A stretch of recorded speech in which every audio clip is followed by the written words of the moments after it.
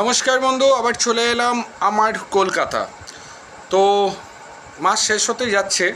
যদি সবাইকে জিজ্ঞেস করি যে কত ক্যাপিটাল করতে পারলেন, অর্থাৎ ক্যাপিটাল বলতে যারা বিজনেস করবেন চিন্তা করছেন, একটা ক্যাপিটাল দরকার এবং একটা পরিকল্পনা দরকার হয় আমাদের, যে আমরা এই বছরে এই জিনিসটা করতে চাই। মানুষের একটা স্বপ্ন থাকে না, যেমন আমরা চাই এই সরকার এটা রিয়েল এস্টেটে আমরা নামবো এবং ফার্স্ট আমাদের যে টার্গেট গ্রুপ যেটা, যে লো কস্ট ইনকাম মানুষের জন্য লো কস্ট বিল্ডিং বানানো এবং যাতে খুব কম টাকায় মানুষের কাছে আমরা বাড়িগুলোকে পৌঁছে দিতে পারি, এটাই কি হচ্ছে আমাদের ফার্স্ট স্টেপস।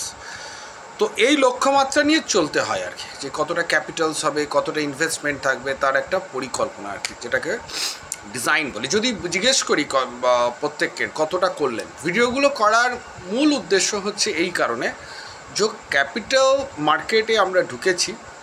এই ক্যাপিটাল মার্কেটের মেন যে গোল বলুন, টার্গেট বলুন, দুটো জিনিস হয়। একটা হচ্ছে আইদার আপনি আপনার quality of the product is the best, যেটা মার্কেটে অ্যাকসেপ্ট হবে, আপনার সার্ভিস মার্কেটে অ্যাকসেপ্ট হবে, আপনি তাহলে এক্সিস্ট করবেন মার্কেটে। আর যদি আপনার গুডসের কোয়ালিটি আর সার্ভিস যদি আপনার অ্যাকসেপ্ট মার্কেটে না হয়, আপনি রিজেক্টেড হয়ে যাবেন এবং আপনি নো ওয়ে দাঁড়াতে পারবেন না। সুতরাং ক্যাপিটাল মার্কেটের র্যাট রেসেতে আপনাকে থাকতে গেলে নিজেকে সবসময় আপডেট করতে হয়।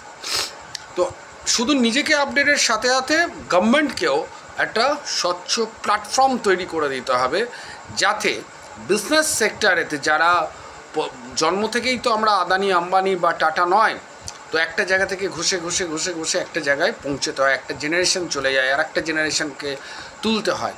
তো সেই জায়গায় দাঁড়িয়ে আমাদের যে স্বপ্ন, আমরা যে ছোটোবেলা থেকে, বিশেষ করে পশ্চিমবঙ্গে আমরা যারা জন্মেছি, সেই নার্সারি থেকে শুনে এসেছি আমাদের, যে আমাদের দ্বারা ব্যবসা হবে না।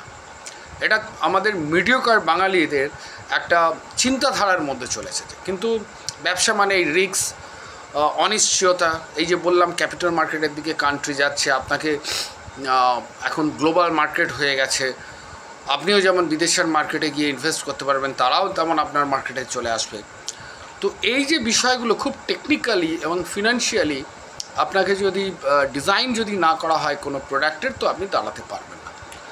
তো আমি কয়েকদিন ধরে বলছিলাম Joka corporation, Joka corporation, Joka corporation. কেন বলছিলাম এই কারণেই যে ফার্স্ট হচ্ছে ইকোনমিক গ্রোথ, সেকেন্ড হচ্ছে যে একজন অ্যাসিস্ট্যান্ট ইঞ্জিনিয়ারকে কার্যত তাকে শোষণ করা হচ্ছে, তাকে দিয়ে একটা অত বড় বোর্ডর সমস্ত ফাইলের কাজ করানো হচ্ছে।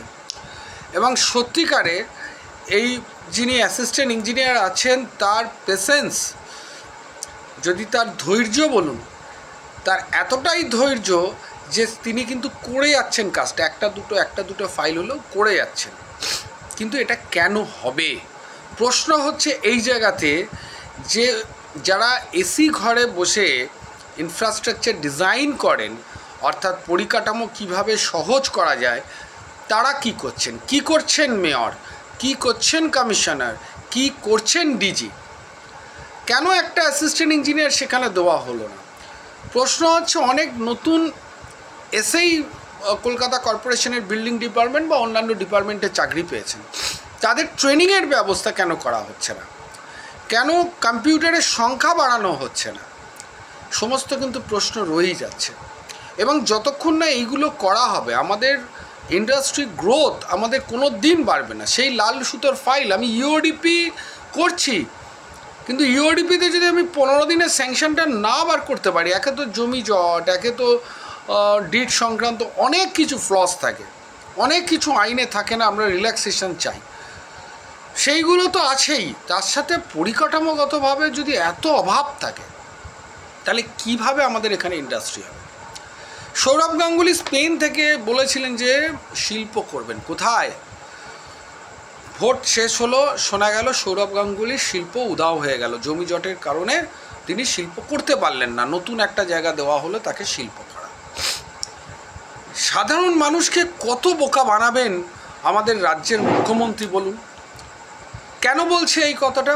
যে কোনো ইন্ডাস্ট্রির একটা মার্কেট থাকে, এবং সেই মার্কেটের ওপর দাঁড়িয়ে ইন্ডাস্ট্রিটা আমি এরকম করতে পারি না যে আমার মনে হলো যে সুন্দরবনে গিয়ে আমি একটা স্টিল ফ্যাক্টরি খুলব, হয় না সেটা। কেন? তার ট্রান্সপোর্টেশনের ব্যাপার আছে, আমি কতটা শর্টেজ রুটে গিয়ে আমি আমার প্রোডাক্টটাকে মার্কেটে ফেলতে পারবো, এগুলোর সমস্ত কিছু একটা ডিজাইনের ব্যাপার, যেটা গুজরাট বা অন্যান্য স্টেটগুলো করছে। কিন্তু কেন ওয়েস্ট বেঙ্গল করছে না, যেখানে আমরা রিসোর্সের ওপর বসে আছি? কোথায় অসুবিধেটা হচ্ছে, কোন জায়গায় অসুবিধেটা হচ্ছে, আমরা কেউ চিন্তা করি না। দেখবেন নিউজ মিডিয়াগুলোর সারা দিন ধরে খুন খারাপি, রেল, আগুন লেগেছে, নানা ধরনের প্রশ্ন করা হয়, কিন্তু ফলো আপটা হয় কি? তারপর কি অ্যাকশন নেওয়া হলো? একই ঘটনা কিন্তু দিনের পর দিন ঘটে, কয়েক বছর বাদে আবার একই ঘটনা ঘটবে, এবং ভবিষ্যতে যে ঘটনাটা ঘটবে তার যে কারণগুলো, সেটা আজকে যেটা ঘটেছে সেইটাই যদি চালিয়ে দেওয়া হয়, দেখবেন হুবাহু মিলে যাচ্ছে। সুতরাং আমরা এক্সিকিউটটা করি না।